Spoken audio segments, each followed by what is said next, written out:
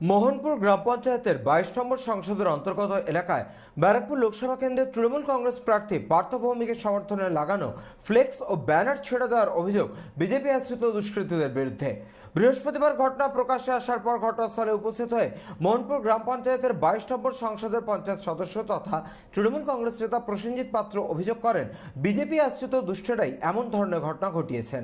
এরকম 7-8 দিন ধরে এইরকম ফ্লেক্স গুলোকে সব ছিঁড়ে দেওয়া হচ্ছে। ফ্লেক্স, হ্যাঁ, ব্যানার গুলো সব ছিঁড়ে রাতের অন্ধকারে বিজেপি কিছু দুষ্কৃতীরা রাতের অন্ধকারে আসছে, ছিঁড়ে দিয়ে চলে যাচ্ছে সব। আমাদের তৃণমূল কংগ্রেসের পার্টির যেসব ব্যানার গুলো লাগানো হয়েছে, কতগুলো ব্যানার ছিল? 7-8টা ব্যানার মতো ছিঁড়ে দেওয়া হয়েছে। আপনারা থানায় জানিয়েছেন? তার এই একটু একটু পরেই আমরা থানায় যাব এবং পুলিশ প্রশাসনকে বলবো যথাযথ যেন ব্যবস্থা নেওয়া হয়।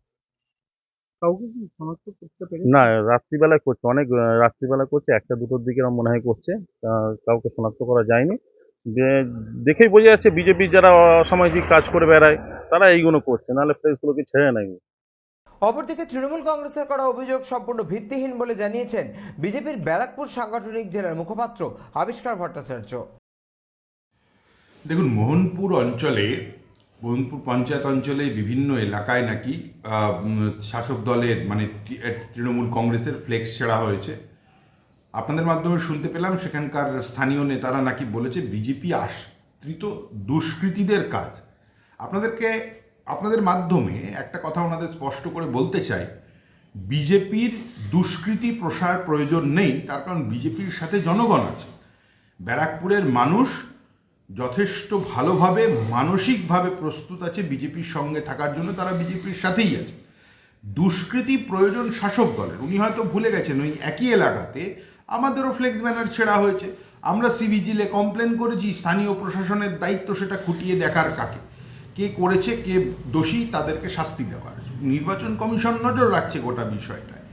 এখন এই বিষয় নিয়ে সোজাসুজি মানে কিছু হলেই সেটা বিজেপির গায়ে দাগিয়ে দেওয়া, এই দেখুন, ফ্লেক্স ছেঁড়া, গণতন্ত্রের গলা হত্যা করা, এটা তৃণমূলের একদম ডিএনএতে রয়েছে। এগুলো তৃণমূলী কালচার, এর মধ্যে বিজেপি কোথাও ইনভলভ নেই। দয়া করে কোনো কিছু হলেই বিজেপির দিকে তাকিয়ে বিজেপি করে চেঁচাবেন না। আপনাদের সঙ্গে মানুষ নেই, আপনাদের মাটির তলায় মানে পায়ের তলায় মাটি নেই, তার পুরো দায় বিজেপি নিতে পারে না। তাই খবরে থাকার জন্য নিজেদের ফ্লেক্স ব্যানার নিজেরা ছেড়ে বিজেপির গায়ে দাগ দেওয়াটা বন্ধ করুন।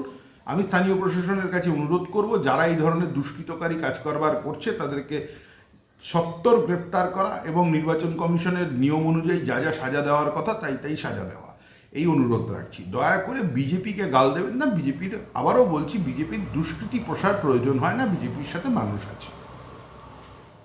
ব্যারাকপুর থেকে শওকত গঙ্গোপাধ্যায়ের রিপোর্ট, চ্যানেল 24/7।